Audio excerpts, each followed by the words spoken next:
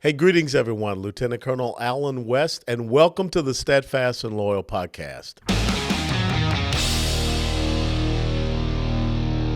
You gotta light 'em up before they burn it down. Better dig deep and put 'em in the ground.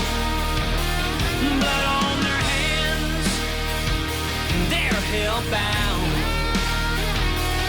Save us all. Ooh, they're gonna burn it down. Save us all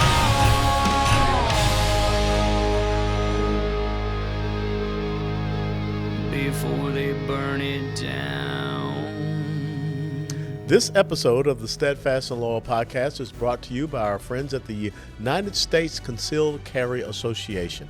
Guys, the United States Concealed Carry Association, USCCA, was founded to help responsibly armed Americans like you. They're committed to providing life-saving self-defense resources to help you and your family be safe. When you activate your membership, you'll automatically get life-saving self-defense education, industry-leading training, plus self-defense liability insurance. Don't wait until it's too late. Click Learn More below right now. And just as a reminder, the United States Concealed Carry Association is not an insurance company. A policy has been issued to the USCCA by the Universal Fire and Casualty Insurance Company. That policy provides the association and its members with self-defense liability insurance subject to its terms, conditions, limitations, and exclusions. We'll be right back. Hey, ladies and gentlemen, welcome back to the Steadfast and Loyal podcast. There's just a couple of things that I wanted to share with you and to talk about. You know, when you read the Constitution of the United States of America, the very first amendment in our first 10 amendments, which are known as the Individual Bill of Rights, you have the freedom of religion and the free exercise thereof. You have freedom of speech. You have the freedom of expression, the right to petition your government for redress of grievance, freedom of the press. But something is happening in America. Is freedom of accepted speech, is freedom of agreed upon and accepted expression, is freedom of the press that someone has to like, and not freedom for any other type of press. And to me, that is one of the most heinous things that we're happening when our very first amendments and rights and privileges are being violated. And of course, the founding fathers put the Second Amendment there to back up all of those other individual rights, because you lose the Second Amendment, then you're just going to get steamrolled. But right now we're getting steamrolled anyhow. But yeah, they're still trying to undermine the Second Amendment. So here just recently, I'm a DirecTV subscriber. DirecTV is a subsidiary of AT&T, and I'm not too far away, our studio here, from that really big stadium that has AT&T Stadium on it. The headquarters of AT&T is right here in Dallas, Texas. But this subsidiary of AT&T, DirecTV, they just bounced Newsmax TV off their platform. Now, of course, they're coming back and saying that, well, the reason why we did this is because there's some negotiation about the fees that we have to pay to Newsmax. I've been reading several different stories, and I know Chris Ruddy, the president and CEO of Newsmax TV. I kind of trust the guy, what he says publicly. And he says there was no issue about fees. We weren't looking at any increase in payment to Newsmax TV. And Newsmax TV is, yes, a conservative news outlet. And the reason why this whole thing about kicking Newsmax TV off really does perk up your ears, because One America News Network, another conservative outlet, news media outlet, was kicked off of DirecTV. Now, lightning striking twice in the same place, that causes me to ask, what's really going on? Is this a coincidence? Nah. Purposeful and intentional? Yep. Because the other thing that you find out about DirecTV is that there's some 22, let me make sure I get this right, 22 different liberal media outlets that provide their content, and they get paid. No fees issued to them. Even one of them is Vice News, not exactly a very booming platform. But yet Vice News is still there. Newsmax, from what I have been reading and what I went back and researched, 13 million viewers through DirecTV to Newsmax TV. But now all of a sudden those 13 million Americans, doesn't matter. Boot, gone. Along with One American Network. What is going on in our country? What is going on in our country where we have a government that is colluding with big tech organizations to censor the free speech of Americans? And yes, that happened, to include even American taxpayer money going to a company like Twitter to suppress the freedom of speech, the freedom of expression of American citizens. And now we have two media organizations, freedom of the press, that have been booted off a platform. Why? You know, I remember, maybe some of y'all remember this thing called a fairness doctrine. That was something that the left wanted to float out there because they are so failing on talk radio. They were like, we got to do something about this. We're getting our butts handed to them. So they came up with this fairness doctrine thing. I love it how the left always comes up with the most ironic, hypocritical titles to things that they do. Patient Protection and Affordable Care Act, Inflation Reduction Act, Fairness Doctrine. They weren't pushing for any fairness in the fairness doctrine. What they wanted to do was to force themselves back onto talk radio platforms where conservative talk radio was doing extremely well. So if you have a conservative talk radio program, you got to have a left-leaning talk radio program, even though nobody wants to hear from them. And to me, that's exactly an opposite what is happening here. This unfairness doctrine, hey, these conservative media platforms are doing pretty well on DirecTV. What are we to do? If more people start tuning over there and just listening for 30 or 40 minutes, and it contradicts the message, the narrative, the talking points that are out there on the alphabet soup media, legacy media, mainstream media, whatever you want to call it. I just call it the leftist propaganda platforms. I mean, have you ever stopped and listened to MSNBC? And sometimes you have to. Get a bottle of Maalox, Pepto-Bismol, Tums, whatever it is, and you got to listen to them. Because you've got to be able to understand what they're saying. You've got to be able to make that comparative argument against what they're saying. Now, it is laughable, but you need to know the stories that they're omitting on purpose. Because lots of times when you turn over to a Newsmax, a One America News Network, a Fox, you hear things that are being discussed they're not even talking about on the other side. And why is that? Even Bill Maher came up recently and asked someone from MSNBC, why was it that people that listened to their platform believed that, 55, 60, almost 70% of Americans were getting hospitalized because of COVID, when the actual number was 1%. See, that's why we need to have these other platforms out there. But if we're getting down this point of propaganda,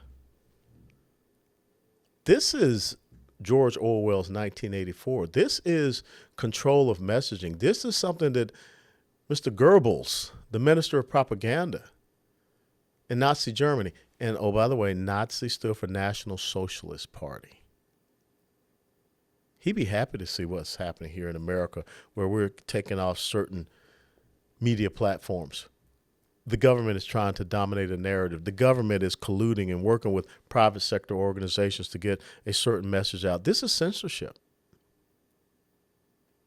And so when you have a government that knows that they cannot do it themselves,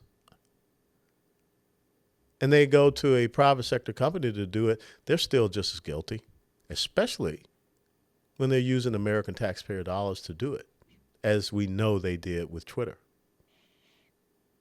That's why the left was so apoplectic about Elon Musk buying Twitter. Elon Musk, who was once their darling, Mr. Tesla, Mr. Electric Vehicles, Mr. EV, they loved him. Then all of a sudden, he started to not drink the stupid juice and started saying, hey, something's going on. I can't effectively run my business out here in California, so I'm going to move to Texas. Something's going on. What's happening with free speech? So I'm going to look at this company here called Twitter, which is failing anyhow. I'm going to buy it. Oh, that took him from being darling to devil in the eyes of the progressive socialist left.